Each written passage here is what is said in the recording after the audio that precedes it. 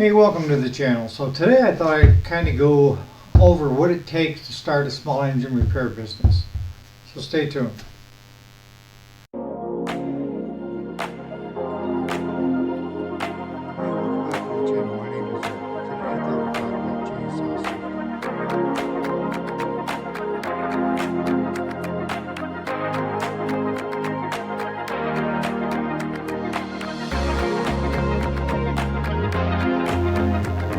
Alrighty, welcome back to the channel. My name is Eric, and this is, on our channel we try to talk about repairs, financial stuff, personal development. But one of the biggest questions that I get is how much does it cost to actually start a small engine repair business? And that's the gift of it all, is it depends on how you want to start, where you want to start, and at what level do you want to start. See, a lot of guys get into this, and that might be you, where you've taken part of your garage and you're working out there on stuff, for friends and family and stuff like that, right? Or you might be doing it nights and weekends to make a few extra bucks. It doesn't take a brick and mortar shop to do that. You can do that in the comfort of what you already have. If you have a garage, an outbuilding. I know a lot of guys that run successful small engine repair businesses right from their home. They start small because I always encourage everybody to keep the debt down. Don't go out and spend a lot of money until you know this is something that you want to do. I don't care if it's small engine repair or anything else that you decide to take on. Is go in slow, and the way I did it was we were on a shoestring budget, okay? And anything that I made for profit went right back into the business. And we started out of my heifer barn, to be honest with you. And it just kept growing until we got hooked up with Tractor Supply. I had never even approached doing warranty work for anybody, but once we did a handshake on that, then I went to all the manufacturers and decided to do warranty work for them so that I could do it for Tractor Supply. You get to pick the level that you want to be at, okay? Getting bigger does not mean you're going to make more money. Most times, the bigger you get, the more headaches are there, okay? Whether it's trying to meet payroll, trying to pay your lights, utilities, and all that stuff. The biggest thing that I think you have to understand is small engine repair concepts, okay? It's less about the tools and more about you becoming a mechanic, okay? I always tell people that tools don't make a mechanic, but any mechanic can make any tool work. And that's why I've been discussing this past week, a little over a week, of the differences between buying a Snap-on set or buying a Harbor Freight or a TMU, Craftsman, you name it. If you can afford to have Snap-on, then by all means, they're a good product. They're a good company. I have no qualms about it other than they're outside my price range. I have a budget for the shop when it comes to tools. And you can go through a budget in a hurry if you're spending top dollar for everything.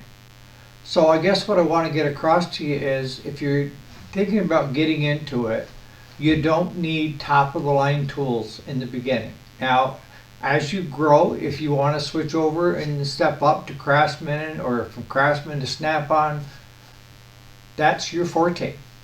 But what I try to get across to people is that wrench from Harbor Freight is going to make you just as much money as that wrench from Snap-on. So if you're just starting out, why bury yourself in all that debt when this Harbor Freight wrench could do it for you? And it's worked well for us here at the shop. I have a rolling cabinet behind me that's got all Craftsman in it, okay? The rolling cabinet that's out in the other workshop out there, most of that is Harbor Freight stuff that we picked up.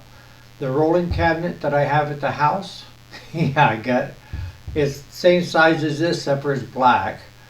Same deal. Harbor Freight and TMU. The two rolling chests that I have in the house, I know, I still have more tools, right? A man can never have enough tools. is the same thing. It's a mixed bag of, there's some Snap-on in it, there's some Huskies in it, Cobalts, Walmart brand, that I keep at the house for an all-purpose if I need something for a wrench or a screwdriver or what have you. It doesn't take a lot of tools to be a small engine repair mechanic. It really doesn't. The biggest thing is this. You need to have a way to come at it, and then you need the patience to stay with it, okay? And the big thing to me is that I find I don't consider myself a great mechanic. Don't get me wrong, I'm not even going to put myself into that class because I'm not. A great mechanic can sit there and visualize and take things apart and then remember how it all goes back together, right? Where most of us are like, we can take it apart, but then we not sure how it went back together.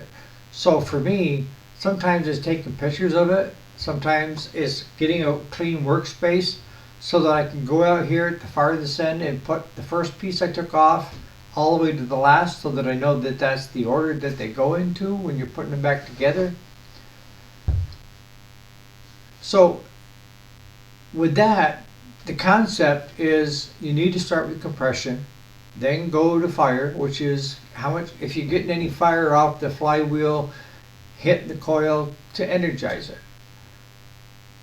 You can't jump until you accomplish that. If you do a compression check and you can't get it over 90 on a chainsaw, the newer ones are around 70, but the older ones are 90. The newer ones have got the automatic compression release valve in. So they may push 70, 80, but most of these older ones need 90 or above. The better is 110, 115, right? But if you're not getting that, there's not much else you can do with it.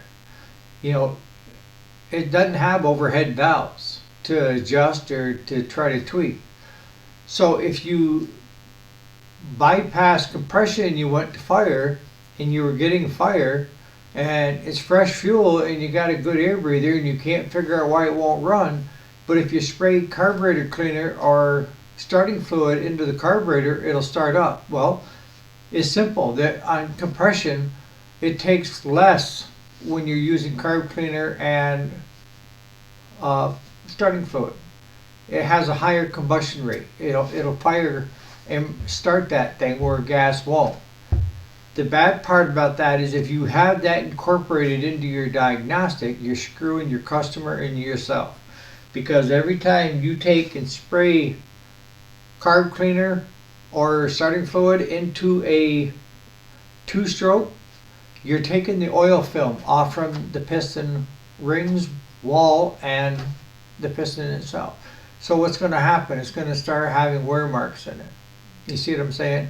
So there's not really a place for that in small engine.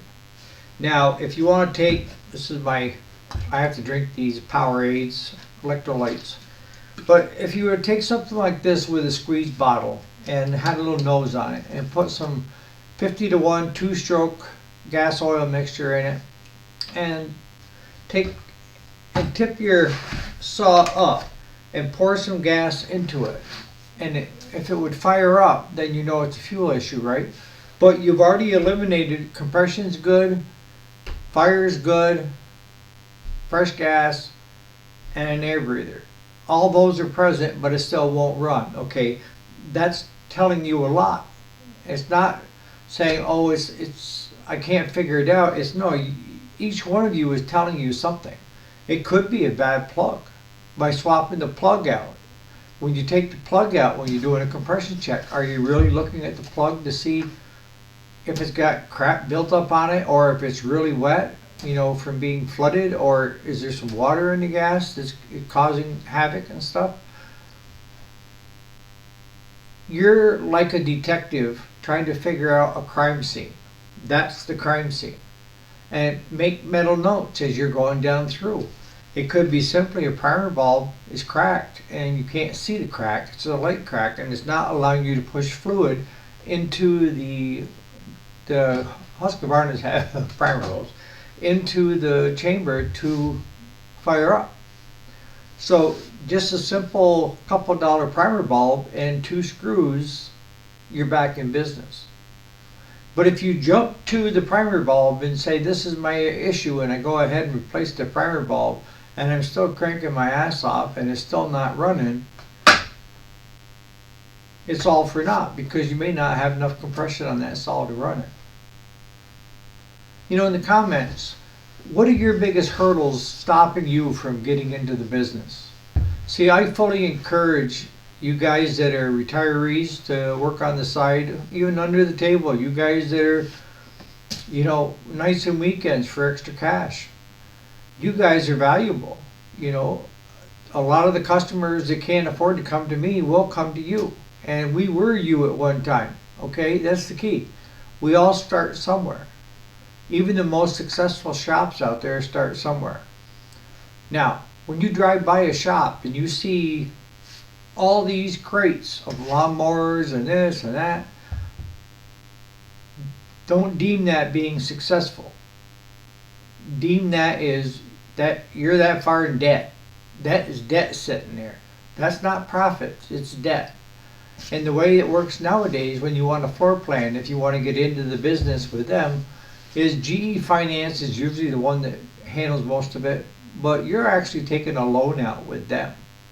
And the deal is you pay them as it sells, but you're going to start paying interest on those. So it doesn't take long for that profit margin that you would have realized on those units to disappear if you don't get rid of all the units. And I talked with, a lot of the other shops in the area are friends of mine. I made them my friends and partners. If they need something and I can supply it, absolutely.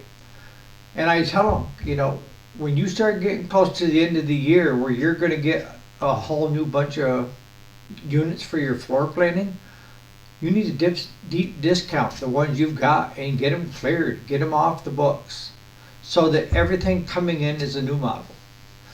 That snowblower right there is being sold as brand new, but it's a 2019 model. That's because it's been sitting at some warehouse for that long and it still hasn't sold. You see what I'm saying? In the comments, what are the big hurdles stopping you? Is it because you can't afford the tools? Because the tools are minuscule. You can get it through Harbor Freight or TMU is the cheapest place. And all it takes is a couple sets of hand wrenches, metric and SAE. You know, good compression tester, you can get right at Harbor Freight. Spark tester, you can get right at Harbor Freight. Set of sockets, Harbor Freight. And most of your sockets come with a spark plug wrench with it, 3/8 drive.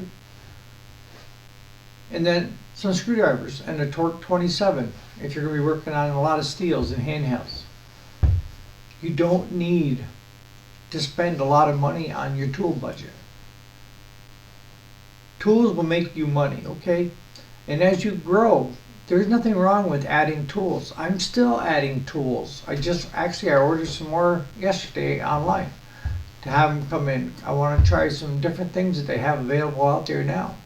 One is a tire breakdown you can use an impact on it or a hand wrench.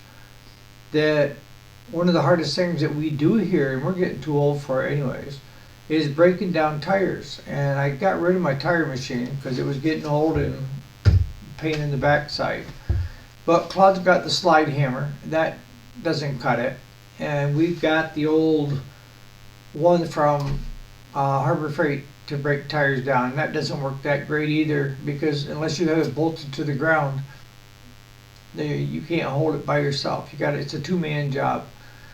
This tool, you're supposed to be able to slide it on the rim and on the tire, and then just take an impact, take it in, and it pops the bead around the tire, so that it doesn't put the tire back on for you, but it breaks it down so you can get it off, right?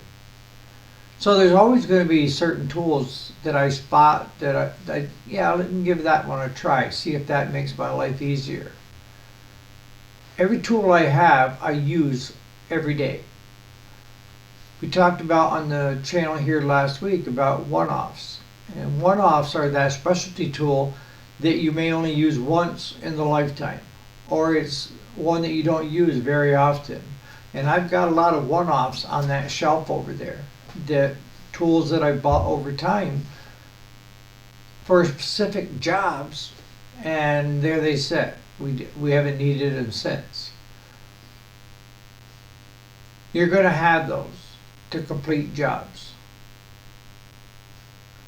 So if you take anything from this video today on how to start a small engine repair shop and the costs and stuff like that, start small. Start doing it nights and weekends. Do it in your garage. Like I say, I know a lot of guys that have turned over and built a business right on their own property, running the power from the house to it, everything else, and have become very successful at it. And location is less of an issue. If you are really good at what you do and you charge a fair price and you're good to deal with, they will find you. They go off the beaten path. They aren't going to search Main Street for you. They're going to ask whereabouts you're located so that they can get that level of service. So on that note, you guys enjoy your day, and we'll catch you here on the next video. If you like what you see, join us, subscribe, and hit the like button. If you're one that is ready ready to hit the dislike button, before you do that, put in the comments what it is that you dislike about the video, and to help me improve. You know, this old dog can't learn new tricks. You guys enjoy your day.